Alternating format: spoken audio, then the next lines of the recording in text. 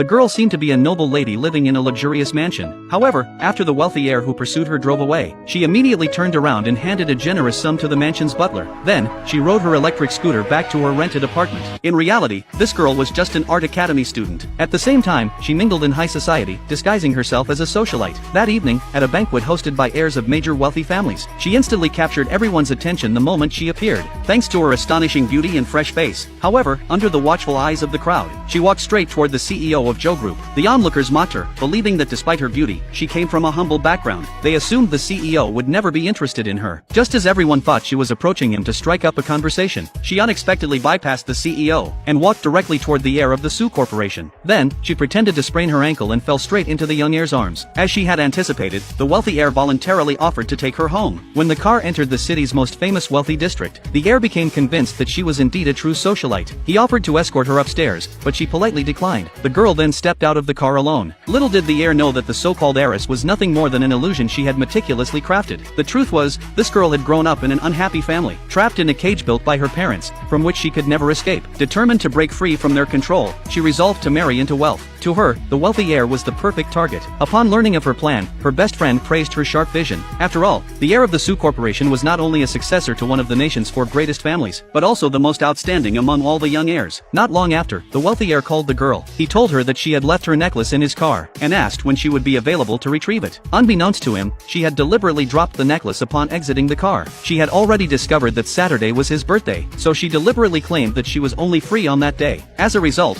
she naturally received an invitation to his birthday banquet. As the heir's close friend, the CEO was also present. When the wealthy heir returned the necklace to her, she appeared to struggle for a long time but was unable to fasten it properly. Thus, the wealthy heir took the initiative to put it on for her. Seeing the intimate interaction between them, the CEO revealed a look of disdain. He believed the girl was deliberately putting on an act, trying to seduce the wealthy heir. At that moment, the girl took out a carefully prepared gift for him. Suddenly, a gold-digging woman seeking to marry into wealth appeared. As a result, the girl was pushed toward the CEO. Although she immediately stood up and repeatedly apologized to him, he still looked at her with disgust and pushed her away. He harshly accused her of attempting to get close to him after seducing his friend. Even though she insisted it was an accident, the CEO showed her no kindness. Just then, the wealthy heir's younger sister arrived at the banquet. Upon seeing her, the girl was stunned.